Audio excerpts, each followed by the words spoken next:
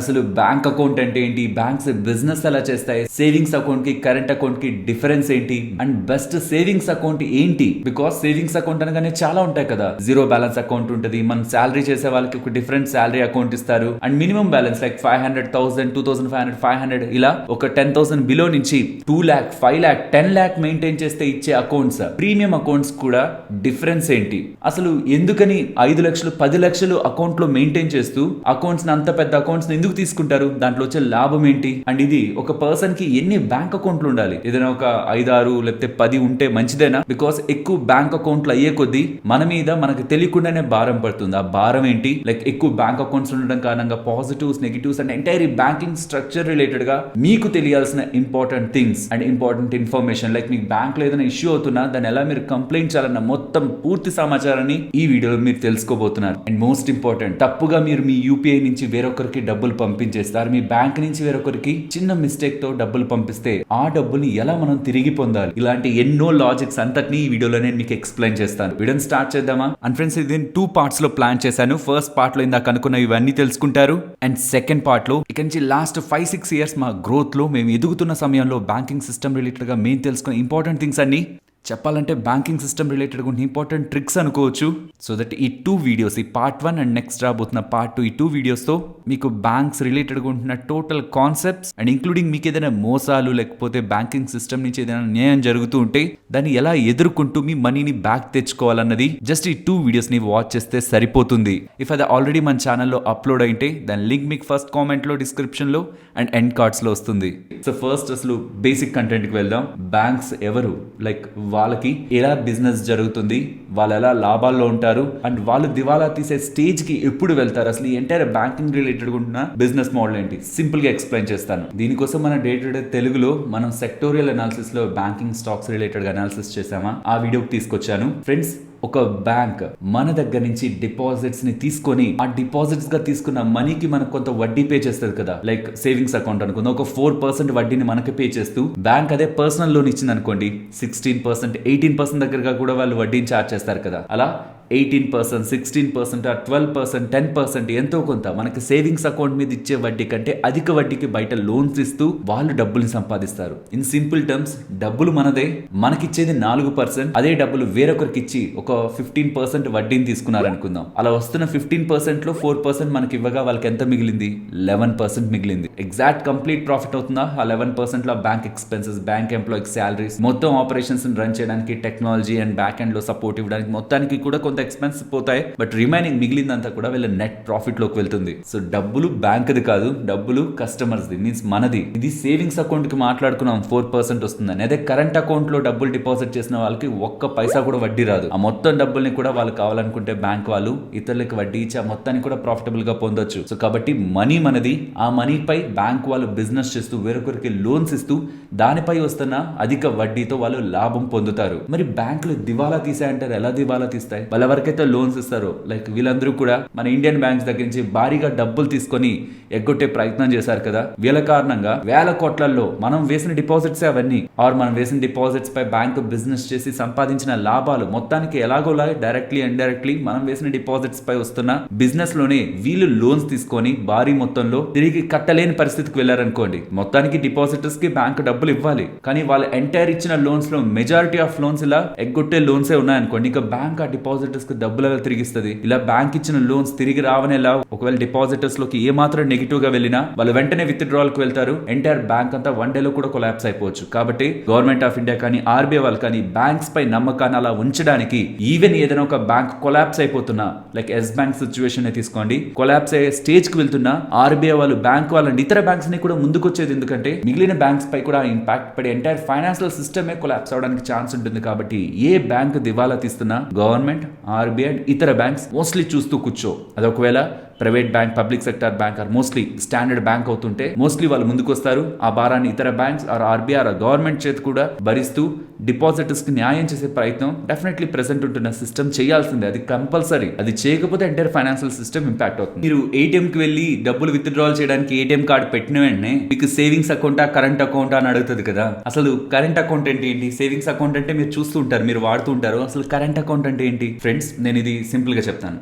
ఒక 2 persons ఉన్నారు అనుకుందాం. తిను బిజినెస్ చేసే పర్సన్, తిను స్టూడెంట్ అవనివ్వండి, ఎంప్లాయ్ అవనివ్వండి, or house maker, or retire అయిన వాళ్ళు ఎవరైనా అనుకుందాం, కామన్ పీపుల్, నాట్ బిజినెస్. వీళ్ళిద్దరికి ఏ టైప్ ఆఫ్ అకౌంట్ బెస్టో ఇప్పుడు చూద్దాం. బిజినెస్ చేసే అతనికి రోజు రోజు చాలా పెద్ద ట్రాన్సాక్షన్స్ ఉండొచ్చు కదా, లైక్ ఒక డైలీ రెగ్యులర్ గా క్యాష్ ట్రాన్సాక్షన్స్ కావాలనుకుంటున్న పర్సన్ కి ఏటీఎం నుంచి రెగ్యులర్ గా విత్ డ్రాల్స్ ఎక్కువ చేస్తూ రావాల్సి రావచ్చు, అండ్ పెద్ద పెద్ద అమౌంట్స్ ని చెక్స్ రూపంలో కానీ వేరొకరికి ట్రాన్స్ఫర్ చేయాల్సి రావచ్చు. డే టు డే ఆపరేషన్స్ లో తను ఇలా మనీ రిలేటెడ్ గా విత్ డ్రాల్ చేస్తూ, డిపాజిట్స్ చేస్తూ తన బిజినెస్ ని తను స్మూత్ గా రన్ చేయాలంటే తను చేస్తున్న అన్ని ట్రాన్సాక్షన్స్ కి ఎటువంటి రెస్ట్రిక్షన్స్ ఉండకూడదు కదా. అలాంటప్పుడు ఈ బిజినెస్ చేస్తున్న వ్యక్తి కరెంట్ అకౌంట్ తీసుకుంటాడు. So simply current account business చేస్తున్న వాళ్ళు or day to day basis లో ఎక్కువ ట్రాన్సాక్షన్స్ మాకు ఉంటాయి, సో చెక్స్ పరంగా కానీ, ఏటీఎం విత్ డ్రాల్స్ పరంగా కానీ, డిపాజిట్స్ పరంగా కానీ మాకు ఎటువంటి రెస్ట్రిక్షన్ ఉండకూడదు అనుకున్న వాళ్ళు కరెంట్ అకౌంట్ తీసుకుంటారు. సేవింగ్స్ అకౌంట్ తీసుకుంటున్న వాళ్ళు యూజువల్ గా మనకు కావాల్సినవన్నీ కూడా సేవింగ్స్ అకౌంట్ లో చేసుకోవచ్చు. బట్ కరెంట్ అకౌంట్ లో ఉంటున్న అన్ని benefits like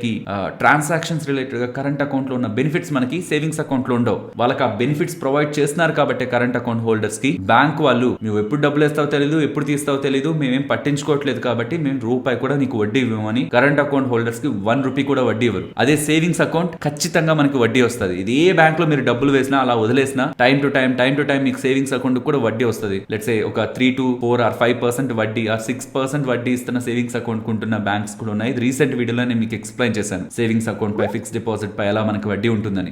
normal individuals, students, house makers or చిన్న జాబ్స్ చేసుకుంటున్న వాళ్ళందరికీ కరెంట్ అకౌంట్ యూజ్ లేదు, ఎందుకంటే అక్కడ వడ్డీ రాదు అండ్ అంత పెద్ద ట్రాన్సాక్షన్స్ వాళ్ళు ఎలానో చేయరు కాబట్టి మనం తీసుకునే అకౌంట్ సేవింగ్స్ అకౌంట్. సరే, ఇప్పుడు అసలు బెస్ట్ సేవింగ్స్ అకౌంట్ గురించి మాట్లాడుకుందాం. బికాస్ శాలరీ అకౌంట్ ఉంటుంది, జీరో బ్యాలెన్స్ అకౌంట్ ఉంటుంది, మినిమం బ్యాలెన్స్ లైక్ 1000, 2000, 5000, 10,000 నుంచి 2 lakh, 5 lakh, 10 lakh మెయింటైన్ చేసే minimum balance accounts or premium accounts ఉంటాయి. వాటిల్లో ఏది బెస్ట్ అని మనం ఎలా అర్థం చేసుకోవాలి? ఎంటైర్ బ్యాంక్ అకౌంట్స్ వాటి బ్యాక్ ఉంటున్న లాజిక్ ని ఇప్పుడు మనం మాట్లాడుకుందాం. First salary account. ఫ్రెండ్స్, మీరు మీకు తెలిసిన వాళ్ళు ఎప్పుడైనా జాబ్ లోకి జాయిన్ అయ్యారనుకోండి, జాయిన్ అయిన వెంటనే ఆ కంపెనీ వాళ్ళు ఒక పర్టికులర్ బ్యాంక్ రిలేటెడ్ గా మిమ్మల్ని అకౌంట్ ఓపెన్ చేయమంటారు. బికాస్ ఆ కంపెనీ ఆ బ్యాంక్ తో టైప్ అయి ఉంటుంది, అకౌంట్స్ అంతా టైప్ అయి ఉంటాయి. సో మంత్లీ ఆ బ్యాంక్ లో మీకు అకౌంట్ ఉంది అనుకోండి, శాలరీ ఇవన్నీ కూడా ఈజీగా ప్రాసెస్ అవుతాయి కాబట్టి మోస్ట్లీ మిమ్మల్ని ఒక దగ్గర అకౌంట్ ఓపెన్ చేయమంటారు, శాలరీ అకౌంట్. ఈ శాలరీ అకౌంట్ వచ్చే బెనిఫిట్ ఏంటంటే, నార్మల్ గా అదే అకౌంట్ మనం బయట సేవింగ్స్ అకౌంట్ లో ఓపెన్ చేయాలంటే దాంట్లో మినిమం బ్యాలెన్స్ మనం మెయింటైన్ చేయాల్సి వస్తుంది. కానీ శాలరీ అకౌంట్ కి మనం ఎటువంటి మినిమం బ్యాలెన్స్ కూడా మెయింటైన్ చేయాల్సిన అవసరం లేదు.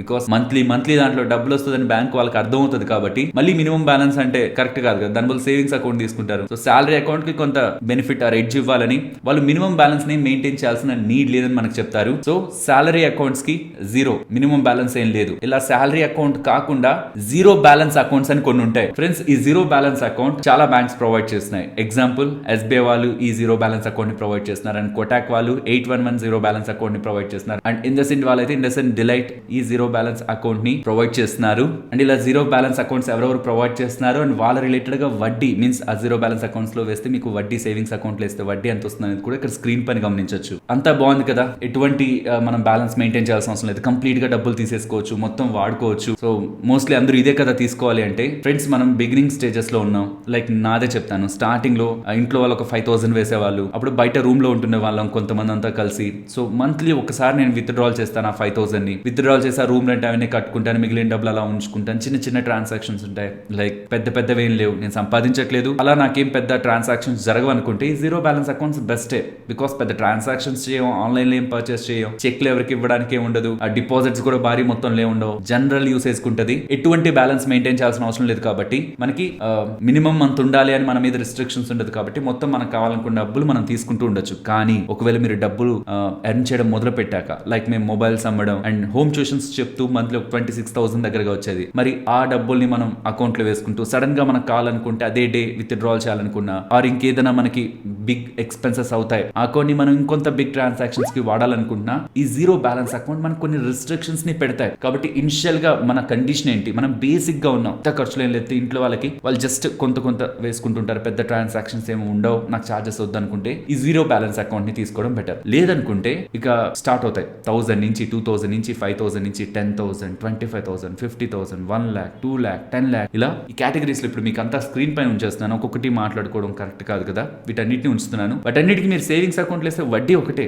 సేవింగ్స్ అకౌంట్ లో ఒక్కొక్క దానికి ఒక్కొక్క వడ్డీ వస్తుందని ఏం కాదు, వడ్డీ మార్పులో ఏమి ఉండదు. అక్కడ సేవింగ్స్ అకౌంట్ లో వేస్తే వడ్డీ వచ్చేది ఒకటే, కానీ ఇక్కడ మారేది ఏంటంటే మీకు వచ్చే బెనిఫిట్సా ఏంటవి, ఇది ఒక్కొక్కటిగా చెప్తాను. ఫ్రెండ్స్, ఒక ప్రీమియం అకౌంట్ తీసుకునేది నాకు తెలిసినంత వరకు మెజారిటీ కేసెస్ ఈ మధ్యకాలంలో నేను అర్థం అర్థం చేసుకున్న దాని ప్రకారం ఒక స్టేటస్ సింబల్ కోసం, లైక్ నాకు హెచ్డిఎఫ్సి ఇంపీరియా అకౌంట్ ఉంది, యాక్సిస్ బర్గండి అకౌంట్ ఉంది, or Axis priority, HDFC preferred ఈ అకౌంట్ ఉందంటే అదొక స్టేటస్ ఈ బ్యాంకింగ్ నెట్వర్క్ లో. నేను మొత్తానికి బయటికి తెలియదు కదా మన ఏ బ్యాంక్ ఉందో, బట్ ఆ బ్యాంకింగ్ కమ్యూనిటీలో అదొక స్టేటస్. మీరు వెళ్ళారనుకోండి, బ్యాంక్ వెళ్ళారనుకోండి, ఇదిగోండి ఈ బ్యాంక్ నాకు ఏదో ఇష్యూ ఉందని చెప్తే వాళ్ళు మీ అకౌంట్ నెంబర్ టైప్ చేయగానే మీ అకౌంట్ అక్కడ వస్తుంది. HDFC preferred or HDFC classic or HDFC ఇంపీరియానా ఈ అకౌంట్ వచ్చేసాక వాళ్ళు మీకు ఇచ్చే రెస్పెక్ట్ కూడా, అది అకౌంట్ లో అకౌంట్ ఉన్న వాళ్ళకి రెస్పెక్ట్ ఇవ్వరని నేను చెప్పట్లేదు, వాళ్ళకి ఇచ్చేది వాళ్ళకి ఇస్తారు ఏ బ్యాంక్ లో అయినా. బట్ హయ్యర్ అకౌంట్ వాళ్ళు మెయింటైన్ చేస్తున్నారంటే వాళ్ళకి ఇచ్చే రెస్పాన్స్ అండ్ వాళ్ళ రిలేటెడ్ ఉంటున్న కన్సర్న్స్ ని క్లియర్ చేయాలని ఒక ఇంట్రెస్ట్ ఇంకా ఎక్కువ ఉంటుంది. కాబట్టి ఎక్కువ డబ్బులు పెట్టిన పర్లేదు, వాళ్ళకి ప్రీమియం సర్వీసెస్ కావాలి, వాళ్ళని ఒక ప్రీమియం లా చూడాలి బ్యాంక్ వాళ్ళు అనుకుంటున్న వాళ్ళు ఫస్ట్ ఇలా సెలెక్ట్ చేస్తారు. దాని తర్వాత చార్జెస్. మీరు బేసిక్ అకౌంట్ తీసుకున్నారనుకోండి, మీకు డెబిట్ కార్డ్ చార్జెస్ ఉంటాయి కదా, టైం టు టైం మీరు తీసుకున్న డెబిట్ కార్డ్ కి చార్జెస్ అని కట్ చేస్తూ ఉంటారు కదా విత్ జిఎస్టీ. అవి మీకు ప్రీమియం అకౌంట్స్ లో ఉండవు. మీరు తీసుకునే అకౌంట్ ని బట్టి, ఇక్కడ ఉన్న చాలా అకౌంట్స్ లో మీరు తీసుకునే అకౌంట్ ని బట్టి ఎందుకు అంత డబ్బులు పెడతారు, 2 లక్షలు 5 లక్షలు 10 లక్షలు ఎందుకు పెడుతుంటారంటే ఈ లాజిక్ ఇది. డెబిట్ కార్డ్ చార్జెస్ ఉండవు. ఏంటి కొన్ని వందల్లో కట్ అయ్యే డెబిట్ కార్డ్ చార్జెస్ కోసం ఇంత పెద్ద డబ్బులు పెట్టాలా? ఇంకా చెప్తాను. డెబిట్ కార్డ్ చార్జెస్ ఉండవు. ఈవెన్ మీకు ఎస్ఎంఎస్ లో వస్తుంటే దానికి చార్జెస్ చేస్తారా? అవి ఉండవు. ఈవెన్ డీడీ కానీ చెక్స్ రిలేటెడ్ గా కానీ, అండ్ ఈవెన్ మీరు డిపాజిట్స్ చేస్తున్నా, యాక్చువల్లీ నార్మల్ అకౌంట్స్ లో డిపాజిట్స్ కూడా సర్టెన్ లిమిట్ తర్వాత మీకు మనీ పడుతుంది. అండ్ ఈవెన్ విత్ డ్రాల్ రిలేటెడ్ గా కూడా, నేను స్టార్టింగ్ లో చెప్పాను కదా, విత్ డ్రాల్ రిలేటెడ్ గా కూడా కొన్ని అకౌంట్స్ కి 2,50,000 మాత్రమే మీరు విత్ డ్రాల్ చేయాలి. దానిపై చేస్తే మీకు పెనాల్టీ. ఇంకొన్ని అకౌంట్స్ కి 5 lakh వరకు చేయొచ్చు ప్రీమియం అకౌంట్స్ కి, ఇంకొన్నిటికి 10, ఇంకొన్నిటికి అంతకంటే ఎక్కువ, ఇంకొన్నిటికి అసలు రిస్ట్రిక్షన్స్ ఉండవు. ఇలా ఒక్కొక్క అకౌంట్ కి, ప్రీమియం అకౌంట్ కి మనం పెడుతున్న డబ్బులు అనేది ఆ అకౌంట్ రిలేటెడ్ గా మన ఫ్లెక్సిబిలిటీని పెంచుతుంది. మీన్స్ మనం దాన్ని ఎలా యూజ్ చేస్తున్నాం అనే దాన్ని బట్టి ఆ డబ్బులు పెడతాం. And even NEFT, RTGS, IMPS related గా కూడా బేసిక్ అకౌంట్స్ లో పడుతున్న చార్జెస్ మనకి ప్రీమియం అకౌంట్స్ లో పడవు. సో చార్జెస్ పరంగా అడ్వాంటేజ్. దీంతో పాటు మీరు ఏటీఎంస్ రిలేటెడ్ గా విత్ డ్రాల్ చేస్తున్నా, లేకపోతే ఆ ఏటీఎం ని ఎన్నిసార్లు వాడాలి వాళ్ళ ఏటీఎంస్ లో, ఇతర ఏటీఎంస్ లో, దీని రిలేటెడ్ గా నార్మల్ అకౌంట్స్ కి రిస్ట్రిక్షన్స్ ఉంటాయి. ప్రీమియం అకౌంట్స్ లో డిపెండింగ్ అపాన్ మనం సెలెక్ట్ చేసుకుంటున్న అకౌంట్ ని బట్టి ఆ రిస్ట్రిక్షన్స్ మనకు ఉండవు. ఆ రిస్ట్రిక్షన్స్ కొంత ఈజ్ అవుతాయి, మీన్స్ ఇంకా ఎక్కువ ట్రాన్సాక్షన్స్ చేసుకోవచ్చు. అండ్ కొన్ని సందర్భాల్లో అసలు ఉండవు. అండ్ ఈవెన్ మీరు లాకర్ తీసుకుంటున్నా, నార్మల్ సేవింగ్స్ అకౌంట్ లో మీకు ఏం డిస్కౌంట్ రాదేమో, బట్ ప్రీమియం అకౌంట్స్ కి వెళ్లే కొద్దీ లాకర్ రిలేటెడ్ గా డిస్కౌంట్ అండ్ మోర్ బెనిఫిట్స్ ఉంటాయి. అండ్ డెడికేటెడ్ రిలేషన్షిప్ మేనేజర్, ఇలాంటి అడ్వాంటేజెస్ అన్ని కలుపుతూ సర్టెన్ క్లాస్ ఆఫ్ పీపుల్ కి, లైక్ వాళ్ళు రిచ్ అండ్ వాళ్ళకి ఒక స్పెషల్ సర్వీస్ ప్రొవైడ్ చేస్తుంటే మన బ్యాంక్ లో పెద్ద మొత్తంలో డిపాజిట్స్ వేస్తారు, అలా మెయింటైన్ చేస్తారని బ్యాంక్స్ అనుకుంటూ ఇలా డిఫరెంట్ కేటగిరీస్ లో మనకు అకౌంట్స్ ని ప్రొవైడ్ చేస్తూ ఉంటారు. సో ఫ్రెండ్స్, ఇఫ్ మేము పెడుతున్న ఎఫర్ట్స్ వీడియోస్ రిలేటెడ్ గా మీకు వాల్యుబుల్ గా అనిపిస్తూ ఉంటే, అనిపించిన ఏ పాయింట్ లో అయినా వీడియోని తప్పకుండా లైక్ చేస్తూ పెడుతున్న మా ఎఫర్ట్స్ ని ఎంకరేజ్ చేయడానికి ప్రయత్నించండి. సరే, ఇప్పుడు మనం ఎన్ని బ్యాంక్ అకౌంట్స్ ని మెయింటైన్ చేయాలి? మీన్స్ లైక్ ఒక పబ్లిక్ సెక్టర్ బ్యాంక్, ఒక ప్రైవేట్ సెక్టర్ బ్యాంక్, ఒక 1,000-2,000 రూపీస్ మనకి మినిమం బ్యాలెన్స్ ఉంటున్న అకౌంట్స్ ని మెయింటైన్ చేయాలా, లేకపోతే ఒక 1 lakh 2 lakh నా దగ్గర డబ్బులు ఉంది 10 lakh వరకు కూడా వేసుకుంటూ ప్రీమియం అకౌంట్స్ ని మెయింటైన్ చేయాలా? ఫ్రెండ్స్, ఇది పర్సన్ టు పర్సన్ మారుతుంది. లైక్ మీరు ఒక స్టూడెంట్ అనుకుందాం, స్టూడెంట్ కి ఏముంటుంది చెప్పండి? పెద్ద పెద్ద ట్రాన్సాక్షన్స్ చేయాల్సిన, చెక్స్ ఇవ్వడం ఇలాంటివి ఉండవు కదా. మోస్ట్లీ ఒకటి సరిపోతుంది. లేదు మీరు ఆన్లైన్ లో ఎక్కువ ట్రాన్సాక్షన్స్ చేస్తుంటారు, ఆఫర్స్, స్విగ్గీ, జొమాటో వీటి రిలేటెడ్ గా డిస్కౌంట్స్ ఉండేటివి కావాలి అనుకుంటే, అలా వస్తున్న ఇంకేదైనా ఇతర బ్యాంక్ మీకు బెనిఫిట్ ఉంటున్న బ్యాంక్ అదొకటి మెయింటైన్ చేయండి చాలు. ఎందుకు నేను 5 మెయింటైన్ చేస్తున్నా, ఏదైనా అవుతుందా నాకు?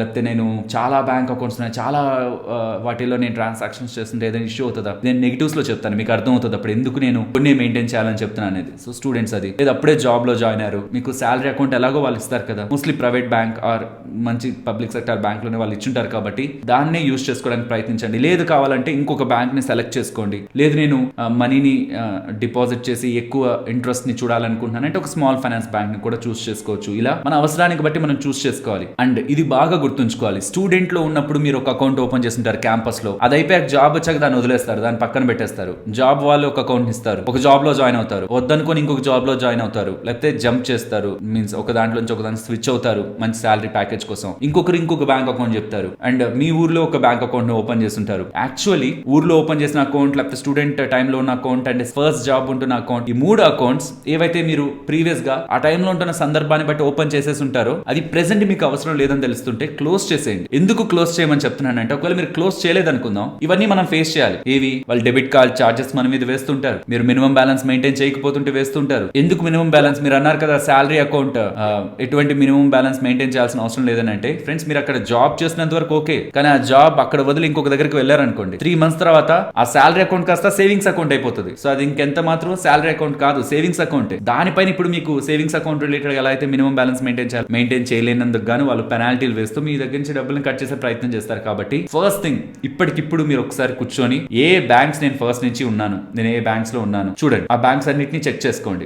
వీలైతే లాగిన్ అవడానికి ప్రయత్నించండి. ఇంటర్నెట్ బ్యాంకింగ్ ఆర్ బ్యాంక్ వెళ్ళి పాస్బుక్ పెడితే మీకు తెలుస్తుంది కదా, దాంట్లో బ్యాలెన్స్ ఎంత ఉందో చూసుకొని దాన్ని విత్డ్రాల్ చేసి ఆ బ్యాంక్ అకౌంట్ ని క్లోజ్ చేయండి. And even income tax returns ని ఫైల్ చేసినప్పుడు కూడా మీ బ్యాంక్ అకౌంట్స్ ని జత చేయాల్సి ఉంటుంది. లైక్ మీరు ఏ బ్యాంక్స్ లో ఏ ట్రాన్సాక్షన్స్ చేశారన్నది కూడా. సో మీరు ఎదిగే ప్రాసెస్ లో మీరు బాగా ఎదుగుతున్నారు, ఐటీఆర్ ని ఫైల్ చేస్తున్నారు అనుకున్నప్పుడు నెంబర్ ఆఫ్ బ్యాంక్ అకౌంట్స్ మీకు హెడేక్ ని తీసుకొస్తాయి. మినిమం బ్యాంక్ అకౌంట్స్ మీకు కావాలనుకున్న బ్యాంక్ అకౌంట్స్ ని మెయింటైన్ చేయండి. ఇవి నెగిటివ్స్. మనకి పాజిటివ్స్ చూస్తే మల్టిపుల్ బ్యాంక్ అకౌంట్స్ ఉన్నాయి. ఏదైనా ఒక బ్యాంక్ తో ఇష్యూ ఉంది మనకి, లైక్ మనకి వాళ్ళు సర్వీసెస్ కరెక్ట్ గా ఇవ్వట్లేదు, ఆర్ అన్నెసరీగా మన మీద చార్జెస్ వేస్తున్నారు అనిపించింది, కరెక్ట్ గా లేదు వాళ్ళ సర్వీస్ అనుకుంటే వెంటనే ఇంకొక బ్యాంక్ అకౌంట్ కి ఇది అవ్వచ్చు, మనం షిఫ్ట్ అవ్వచ్చు. అండ్ ఈవెన్ సర్వర్ లో ఏదైనా ఇష్యూ ఉంది, టెక్నికల్ గా గ్లిచ్ ఉంది, ట్రాన్సాక్షన్ చేయాలనుకున్నప్పుడు అది పని చేయట్లేదు, వెంటనే ఇంకొక బ్యాంక్ ద్వారా మనం ట్రాన్సాక్షన్ చేయొచ్చు. అండ్ మల్టిపుల్ బ్యాంక్ అకౌంట్స్ ని ఓపెన్ చేయడానికి 5 lakh రీజన్ ని మాత్రం తీసుకోవద్దు. మీన్స్ నేను మీకు ప్రీవియస్ వీడియోస్ లో కూడా మల్టిపుల్ టైమ్స్ చెప్పాను కదా, ఏ ఒక సింగిల్ బ్యాంక్ అకౌంట్ లో అయినా, అది మీరు పబ్లిక్ సెక్టార్ కానివ్వండి, ప్రైవేట్ సెక్టార్ కానివ్వండి, ఏదైనా సరే, ఒకవేళ మీకు క్లారిటీ లేదనుకోండి మీ బ్యాంక్ ఇన్సూరెన్స్ లో కవర్ అయిందా లేదా అని,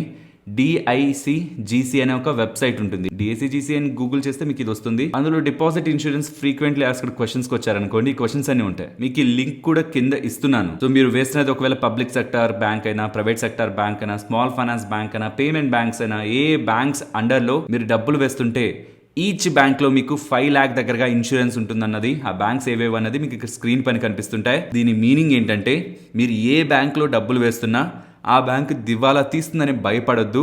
మేము 5 lakh దగ్గరగా మీకు ఇన్సూరెన్స్ ఇస్తున్నాం. సో 5 లక్షల వరకు మీరు వేసిన డబ్బులకి ఎటువంటి రిస్క్ కూడా లేదు, 100% రిస్క్ ఫ్రీ అని ఆర్బీఐ అండర్ లో ఉంటున్న DICGC వాళ్ళు మనకి హామీని ఇస్తున్నట్టు. కానీ ఫ్రెండ్స్, నేను మీకు స్టార్టింగ్ లో చెప్పాను కదా, ఏ బ్యాంక్ అనేది దివాలా తీసే స్టేజ్ కి వచ్చిందంటే, మీరు హిస్టరీ మొత్తం కూడా, మన ఇండియన్ హిస్టరీ మొత్తం కూడా చూడండి, bank, regulated bank, RBI under లో ఉంటున్న బ్యాంక్ ఒకవేళ దివాలా తీసే పరిస్థితికి వచ్చిందంటే ఖచ్చితంగా ఆర్బీఐ వాళ్ళు, గవర్నమెంట్ వాళ్ళు అండ్ ఇతర బ్యాంక్స్ అన్ని ముందుకొచ్చి ఆ బ్యాంక్ లో వేసిన డిపాజిటర్స్ ఒక డబ్బుల్ని ప్రొటెక్ట్ చేస్తాయి.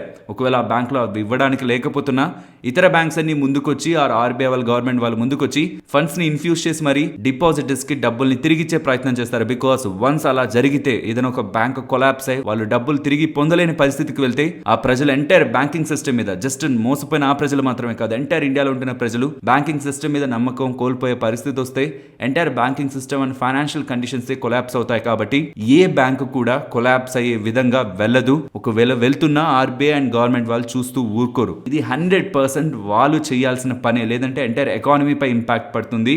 లేదు నాకు అవి నేను పట్టించుకోను, నాకు ఖచ్చితంగా నాకేముందో రూల్ నేను అదే ఫాలో అవుతా అనుకుంటే, మీరు లెట్సే మీ ఊర్లో ఒక 5 బ్యాంకులు 6 బ్యాంకులు ఉన్నాయనుకోండి, మీ దగ్గర ఒకవేళ 20 lakhs 25 lakhs ఉంది, అది కంప్లీట్గా సెక్యూర్డ్గా ఉండిపోవాలనుకుంటే మీరు ఒక్కొక్క బ్యాంక్లోకి వెళ్ళి ఒక అకౌంట్ ని ఓపెన్ చేసుకొని 5 lakhs దగ్గరగా డిపాజిట్స్ చేస్తూ ఉంటే, ఆర్ 5 lakhs కంటే కొంత తక్కువ చేస్తున్న అప్కమింగ్ టైమ్స్ లో వస్తున్న వడ్డీ మొత్తం కూడా కవర్ అవుతూ, అసలు ప్లస్ వడ్డీ మొత్తం కవర్ అవుతూ మీకు 5 లక్షల వరకు కూడా ప్రతి అకౌంట్, మీరు ఎన్ని బ్యాంక్స్ లో అకౌంట్ చేసినా ప్రతి అకౌంట్ కి 5 లక్షల వరకు ఇన్సూరెన్స్ ఆర్బీఐ వాళ్ళ సైడ్ నుంచి వస్తుంది. బట్ పర్సనలీ మీరు ఎకానమీని అర్థం చేసుకుంటే, ఏమాత్రం లాజిక్ ఉంటున్నా ఏ బ్యాంక్ కొలాప్స్ అవడానికి గవర్నమెంట్ అండ్ ఆర్బీఐ వాళ్ళు ఒప్పుకోరు. ఏం చేసైనా సరే ఆ బ్యాంక్ ని అండ్ ఆ బ్యాంక్ లో డిపాజిట్ చేసిన వాళ్ళ డబ్బుల్ని ఆ బ్యాంక్ నిలబెట్టేందుకు అండ్ ఆ డబ్బులు తిరిగి ఇచ్చేందుకు ఖచ్చితంగా వాళ్ళు ప్రయత్నిస్తారు.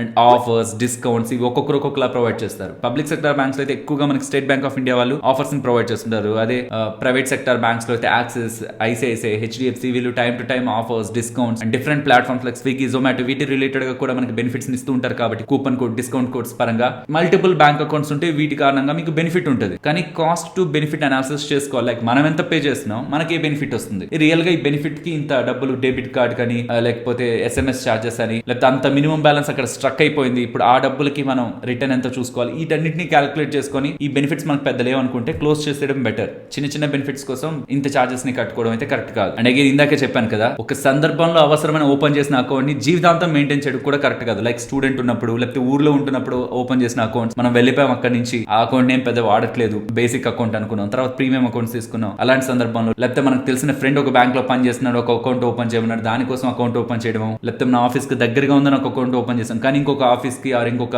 ఏరియాకి షిఫ్ట్ అయ్యాం, లేకపోతే ఇంకొక జాబ్ కే మారిపోయాం, అలాంటి అకౌంట్స్ అన్నిటిని ఫస్ట్ ఎన్ని ఉన్నాయో చూడండి. ఒక లిస్ట్ ఉంటుంది నాకు తెలిసి, మొత్తం కూడా అక్కడ ఉంటున్న నెగిటివ్ ఉంటే వాళ్ళకి చెప్పి అది జీరో చేంజ్ చేసుకొని, లేదా వాళ్ళు వినకపోతుంటే కంప్లైంట్ చేసి ఆర్బీఐకి పంపించి జీరో చేసుకుని దాన్ని క్లోజ్ చేసుకోండి. ఇతర చార్జెస్ మీకు పడవు అండ్ అన్నెసరీగా అందులో అంత బ్యాలెన్స్ మెయింటైన్ చేయాలని ఒక హెడేక్ ఉండదు అండ్ ఐటీఆర్ ఫైల్ చేసినప్పుడు ఈజీ ఉంటుంది. ఓకే, ఇప్పుడు రాంగ్ గా మీరు వేరొకరి బ్యాంక్ అకౌంట్ కి డబ్బులు పంపించేశారు త్రూ యూపీఐ బ్యాంక్ ట్రాన్స్ఫర్, ఎలాగోలా డబ్బులు పంపించేశారు. ఏం చేయాలి ఫ్రెండ్స్? ఈవెన్ ఆర్బీఐ వాళ్ళు కూడా చెప్తున్నది ఏంటంటే, ట్రాన్స్ఫర్ చేసేటప్పుడు కరెక్ట్ గా ట్రాన్స్ఫర్ చేసుకోవడం, డీటెయిల్స్ అని కరెక్ట్ గా ఫిల్ చేయడం మన బాధ్యత. ఇఫ్ ఒకవేళ మనదే తప్పైంది అనుకోండి, మనం డిమాండ్ చేయడానికి ఏం లేదు, కానీ ప్రాసెస్ ఉంది, మన డబ్బులు తెచ్చుకోవడానికి ప్రాసెస్ ఉంది. బట్ అది కంపల్సరీగా జరిగిపోతుంది, 100% వస్తుంది అనే ప్రాసెస్ అయితే కాదు. బట్ ప్రాసెస్ ఉంది, ఫాలో అవడం తప్పేం లేదు కదా. ఒకవేళ మీరు ఎస్బీఐ ఉందనుకోండి, SBI most of the banks, A bank అయినా సరే మీకు ఒక complaint, online complaint or online consumer grievance related గా మీకు ఒక ప్లాట్ఫామ్ అనేది మోస్ట్లీ ఉంటుంది. ఒకవేళ ఉంటే ఓకే, మీకు ఎస్బీఐ రిలేటెడ్ గా లింక్ నేను మీకు కామెంట్ సెక్షన్ లో ఇవ్వడానికి, డిస్క్రిప్షన్ లో ఇవ్వడానికి చూస్తారు. ఈ ఇంపార్టెంట్ లింక్స్ అన్ని కూడా మీకు ఒక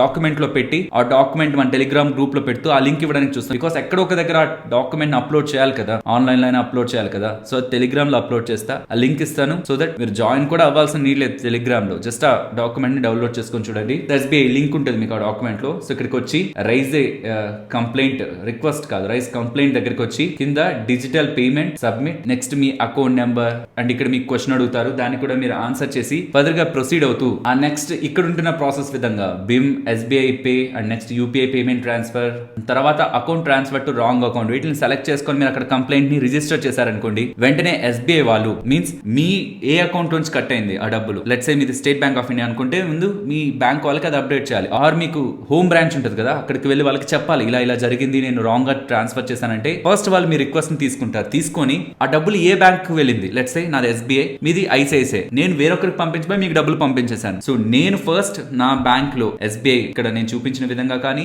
ఆర్ హోమ్ బ్రాంచ్ కి వెళ్ళి కానీ నేను కంప్లైంట్ చేస్తే, నా బ్యాంక్ నుంచి ఒక పర్సన్ మీ బ్యాంక్ కాంటాక్ట్ అవుతారు. రాంగ్ గా వెళ్ళింది మీ బ్యాంక్ కదా, మీ బ్యాంక్ కాంటాక్ట్ అవుతారు. కాంటాక్ట్ అయ్యి ఇలా డబ్బులు రావాల్సి ఉంది, అక్కడి నుంచి కట్ చేసి మా కస్టమర్ అకౌంట్ లో వేయండి అని అడుగుతారు. అడిగిన వెంటనే మీ బ్యాంక్ అకౌంట్ వేయాలని రూల్ లేదు. ఇప్పుడు ఐసిఐసిఐ వాళ్ళు, మీన్స్ మీ బ్యాంక్ అకౌంట్ వాళ్ళు ఏం చేస్తారంటే మిమ్మల్ని కాంటాక్ట్ అవుతారు. ఇలా తెలియకుండా మీ దాంట్లో డబ్బులు పడిందంట, అది డెబిట్ చేయడానికి మాకు పర్మిషన్ ఇవ్వండి అని అడుగుతారు. మీరు పర్మిషన్ ఇస్తే డెబిట్ చేసేస్తారు. మీరు పర్మిషన్ ఇవ్వట్లేదు అనుకోండి, ఇక్కడ కొన్నిసార్లు బ్యాంక్స్ ఏంటంటే వాళ్ళ ఓన్ గా డెసిషన్ తీసుకుంటుంటాయి. బట్ రూల్స్ ప్రకారం అయితే అవతల వ్యక్తి కన్సెంట్ ఉండాలి, తను ఒప్పుకోవాలి, ఎస్ నా బ్యాంక్ అకౌంట్ లో పడింది రాంగ్, తీసుకువెళ్ళి ఇచ్చేసేయండి అని. ఆటోమేటిక్ గా బ్యాంక్స్ డెబిట్ చేయడానికి అవ్వదు, కొన్నిసార్లు జరుగుతుంటారు, చేస్తుంటారు, కానీ ఆటోమేటిక్ గా చేయడానికి అవ్వదు. సో ఫస్ట్ మీరు మీ హోమ్ బ్రాంచ్ లో కంప్లైంట్ చేస్తే, ఆ హోమ్ బ్రాంచ్ లో ఉన్న కంప్లైంట్ ఏ రాంగ్ అకౌంట్ కి వెళ్ళింది ఆ అకౌంట్ కి వెళ్తుంది. అక్కడ ఉంటున్న మేనేజర్ ఆర్ ఉంటున్న కన్సర్న్ పర్సన్ ఆ పర్సన్ ని కాంటాక్ట్ అయ్యి, మీ బ్యాంక్ అకౌంట్ లో పడ్డ డబ్బులు రాంగ్ గా పడ్డాయి, అది డెబిట్ చేయడానికి మాకు పర్మిషన్ ఇవ్వండి అని అవుతారు. పర్మిషన్ ఇస్తే వెంటనే మీకు అది రిఫ్లెక్ట్ చేస్తారు. దీనికి కొంత టైం పడుతుంది, బట్ ఇమీడియట్ గా మీరు చేయాల్సిన పని అయితే కంప్లైంట్ చేయడం, హోమ్ బ్రాంచ్ కి వెళ్ళి దాన్ని అప్డేట్ చేయడం. ఫస్ట్ అది చేయండి, చేస్తే అక్కడి నుంచి ప్రాసెస్ వాళ్ళు చూసుకుంటారు, మన చేతుల్లో ఏమి ఉండదు. మోస్ట్లీ మిమ్మల్ని ఒక లెటర్ రాయమంటారు, మీరు ఎవరికి పంపించాలనుకున్నారు, ఎలా మిస్ అయ్యి ఇంకొకరికి వెళ్ళిపోయింది, ఆ డీటెయిల్స్ ఏంటి, మొత్తం ట్రాన్స్ఫర్ అయిన మొత్తం డేటాని మిమ్మల్ని అడుగుతారు. అది మొత్తం మీరు కంప్లైంట్ రూపంలో రాసేస్తే అక్కడ ఉంటున్న వాళ్ళు ప్రొసీడ్ చేస్తారు. ఇంకేదైనా వే ఉందా? ఎస్ ఉంది. యూజువల్ గా మనం యూజ్ చేసే యూపీఐ యాప్స్ ఉంటాయి కదా, like Google pay, phone pay, Paytm, వీటి రిలేటెడ్ గా మనం యూపీఐ ని యూజ్ చేస్తుంటాం. వాళ్ళని కాంటాక్ట్ అవ్వచ్చు, బట్ అదంతా ఈజీ కాదు. సో కాబట్టి మీరు ఎన్పిసిఐ అని ఉంటుంది, national payments corporation of India, వీళ్ళు యాక్చువల్లీ యూపీఐ రిలేటెడ్ గా సిస్టమ్ ని మెయింటైన్ చేస్తూ ఉండేది, ఆ టెక్నాలజీని మెయింటైన్ చేసేది. అందులోకి రండి, అందులోకి వచ్చి వాట్ వీ డూ అని ఉందా, అక్కడికి వచ్చి యూపీఐ దగ్గరకు వచ్చి డిస్ప్యూట్ రిడ్రెసల్ మెకానిజం అని ఉందా, దాన్ని క్లిక్ చేయండి. క్లిక్ చేసి కంప్లైంట్ అని ఉందా, అక్కడ ట్రాన్సాక్షన్ దగ్గరికి రండి. సో నేచర్ ఆఫ్ ట్రాన్సాక్షన్ దగ్గర మీరు ఒక పర్సన్ కి పంపించారా, లేకపోతే ఒక మర్చెంట్ కి పంపించబోయి ఇంకో మర్చెంట్ కి పంపించారా, మోస్ట్లీ పర్సన్ టు పర్సన్ ఉంటుంది కాబట్టి పర్సన్ అని సెలెక్ట్ చేసి ఇష్యూ టైప్ ఏంది, అసలు ఏం జరిగింది మీ ఇష్యూ రిలేటెడ్ గా. ఒకవేళ మీరు రాంగ్ గా సెండ్ చేసిన మనీ వేరొక అకౌంట్ కి వెళ్ళిపోయింది అనుకోండి, incorrectly transfer to another account అని ఉందా, దాన్ని క్లిక్ చేసి రిమైనింగ్ డీటెయిల్స్, ట్రాన్సాక్షన్ ఐడి, మీ బ్యాంక్ ఏంటి, మీరు సెండ్ చేసిన యూపీఐ ఏంటి, వీటన్నిటిని కూడా ఇందులో ఫైల్ చేస్తూ మీ బ్యాంక్ అకౌంట్ స్టేట్మెంట్ని కూడా మీరు ఇక్కడ అప్లోడ్ చేసి సబ్మిట్ చేస్తే ఎన్పిసిఐ వాళ్ళు మీ రిలేటెడ్గా జరిగిన ఆ ట్రాన్సాక్షన్, రాంగ్ ట్రాన్సాక్షన్ని మీకు వెనక్కి ఇప్పించే ప్రయత్నం చేస్తారు. ఇది ఒక మెథడ్ కూడా ఉంది. ఈవెన్ మీరు ఈ గూగుల్ పే, ఫోన్ పేని కూడా కాంటాక్ట్ చేయొచ్చు, కానీ పర్సనల్గా నాకుంటున్న ఎక్స్పీరియన్స్ ప్రకారం వాళ్ళ దగ్గర నుంచి ఒక రెజల్యూషన్ అయితే నేను ఎప్పుడు చూడలేదు. సో ఎన్పిసిఐ ఆర్ మీ బ్యాంక్ అకౌంట్, మీ బ్యాంక్ బ్రాంచ్ డైరెక్ట్గా కాంటాక్ట్ అవ్వడం, ఆర్ రెండింటిని ఒకేసారి చేస్తున్నా ఎక్కడి నుంచైనా మనకి క్విక్గా అప్డేట్ వస్తుంది. కాబట్టి ఫ్రెండ్స్, ఇది మాత్రం ఖచ్చితంగా మన వాళ్ళందరితో షేర్ చేయండి. చాలాసార్లు రాంగ్ ట్రాన్సాక్షన్ చేసేస్తూ ఉంటాం, అసలు మళ్ళీ తిరిగి రాదేమో అనుకుంటుంటాం, కానీ ఇలాంటి ఒక వే ఉంది. తప్పకుండా మన వాళ్ళందరితో షేర్ చేస్తూ అవేర్నెస్ ని క్రియేట్ చేయడానికి ప్రయత్నించండి. ఫ్రెండ్స్, ఐ హోప్ మీకు ఈ వీడియో ఇంట్రెస్టింగ్ గా అనిపించిందని. ఇంట్రెస్టింగ్ గా అనిపిస్తుంటే తప్పకుండా వీడియోని లైక్ చేస్తూ మీకు ఈ వీడియోలో బెస్ట్ అనిపించి వాల్యూని యాడ్ చేస్తున్న ఇంపార్టెంట్ కాన్సెప్ట్ ఏంటనేది కామెంట్ సెక్షన్ లో చెప్పడానికి ప్రయత్నించండి. అండ్ ఫ్రెండ్స్, ప్రీవియస్ గా చెప్పినట్లు మమ్మల్ని అండ్ మా ఛానల్ ని ఫర్దర్ గా సపోర్ట్ చేయాలనుకుంటే, ఈ వీడియో మంచిగానే ఉందనుకుంటే ఇంకొంతమంది మీకు తెలిసిన వాళ్ళకి వీడియోని షేర్ చేయడం అండ్ మన ఛానల్ కి సంబంధించిన referral links description, comment section, even Telegram ఛానల్లో పెడుతూ ఉంటాం. మీరు ఏదైనా ఇన్సూరెన్స్ తీసుకోవాలనుకున్నా, డిమాట్ అకౌంట్ ని ఓపెన్ చేయాలనుకున్నా త్రూ మన లింక్స్ ద్వారా వెళ్తే మన ఛానల్ ని కూడా సపోర్ట్ చేసినట్లు ఉంటుంది. నేను మరొక మంచి వీడియోతో మళ్ళీ మిమ్మల్ని కలుస్తాను. అంతవరకు టేక్ కేర్. జై హింద్.